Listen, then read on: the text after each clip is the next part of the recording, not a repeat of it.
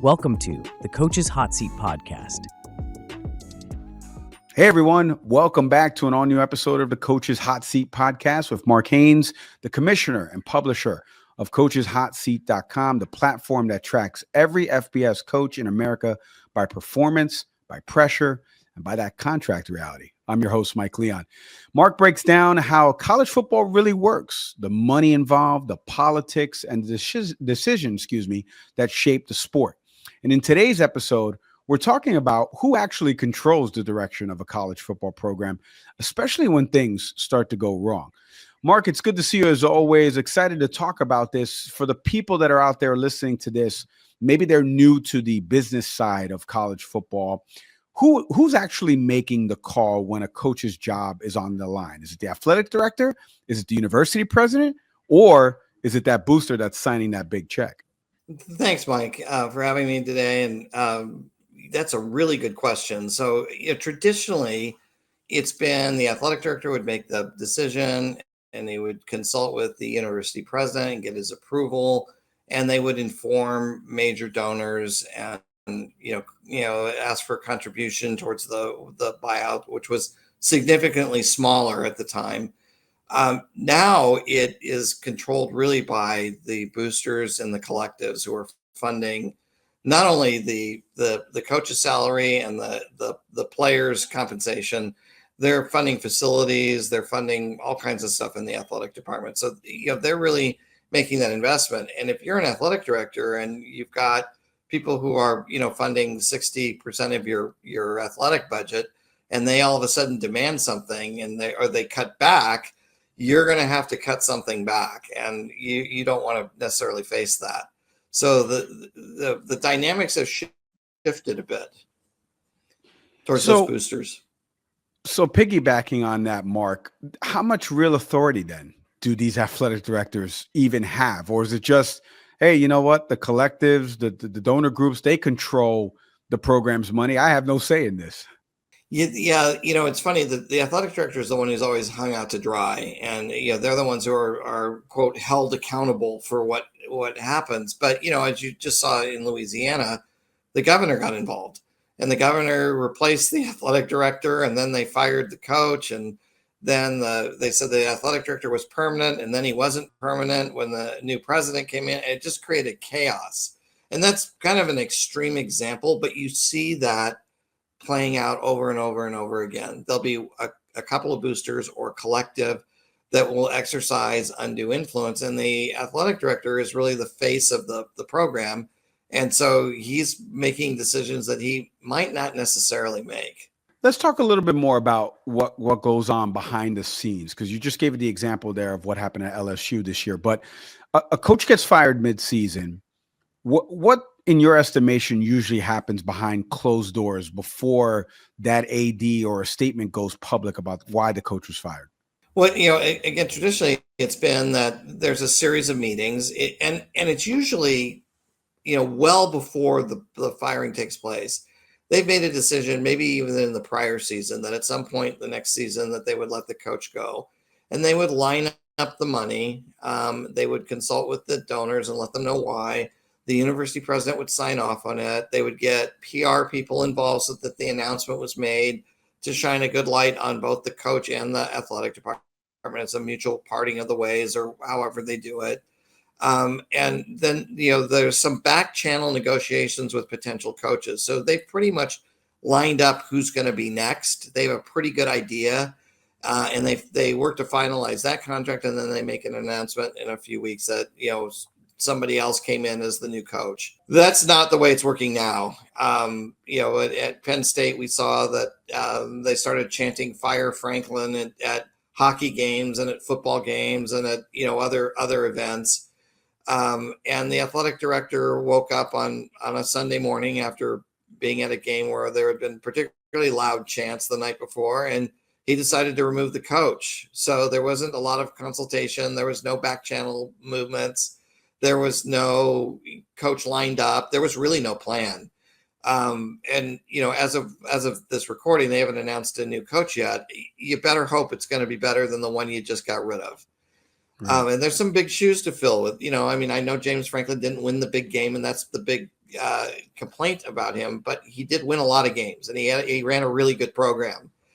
So you better make sure that the guy's better who's coming in. And I don't think they've done any of that. And I think that's what we're seeing a lot of now. We're seeing it seat of the pants, last minute, no plan. Mark, one thing I did want to ask you was about, you mentioned boosters' influence, and they get blamed a lot of times for meddling, but sometimes their influence can actually help a program. I mean, we've seen T. Boone Pickens and what he's done with Oklahoma State, Jerry Jones in Arkansas. I'm trying to find one for my alma mater at Rutgers. Can a booster be blamed for the meddling, but also given the credit for the influence? Like, where do you stand on that? There are a lot of really great boosters who really have furthered their programs. I think the best example is Phil Knight at Oregon. He gives his input, but he doesn't direct where the money goes. And, he leaves the running of the program to the people who need to run the program, and he supports them. Alabama had boosters like that during the Saban era. They knew what their role was, and they supported Saban's program, and you saw what happened. So boosters can be, and obviously you brought up T. Boone Pickens. That's a great example. And I think we're seeing Mark Cuban do the same thing in Indiana now. So boosters can be really, really helpful, and they can make a huge difference to a program. It's when they cross the line of trying to run the program at the same time, that's where we get into trouble. That's where you see the undue influence. That's where, oftentimes you see NCAA sanctions in the past by undue influence. You've got a situation at North Carolina now where trustees went around the athletic director to hire the football coach, and that's not working out well. But you've got other examples where, there are buildings, there are facilities, there are uniforms, there are, coaching staffs that have been put together with the help of boosters. Mark, fans like myself, yourself, I'm sure, we expect these instant results, and we voice it loudly on social media or maybe podcasts. Does that kind of pressure, though, does that really sway the decision makers?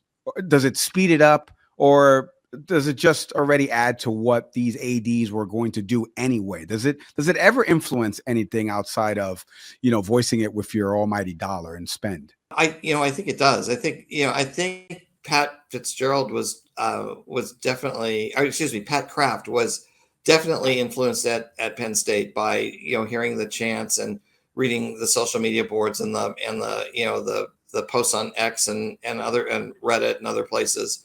So I do think it has some influence. It's not an oversized influence, but it does have some influence on it. If they've got donors in their ear and they're standing in a stadium and people are yelling, fire the coach, you got to think that has some influence on it.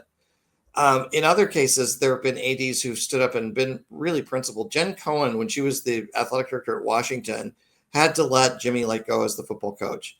And the university started making noise about, well, let's see if we can get out of paying him his contract. And Jen said, no, we owe him that money. We're letting him go. We're not letting him go because he robbed a bank or he did something else. It just didn't work. And so we've really got to do what we said we were going to do. We said we would pay him this buyout. We need to pay it. So there are principle. The people would stand up for the principle, and that was really refreshing to see that. Mark, we've been talking about in a previous episode and in this one as well about these massive buyouts, and they're moving on from successful coaches.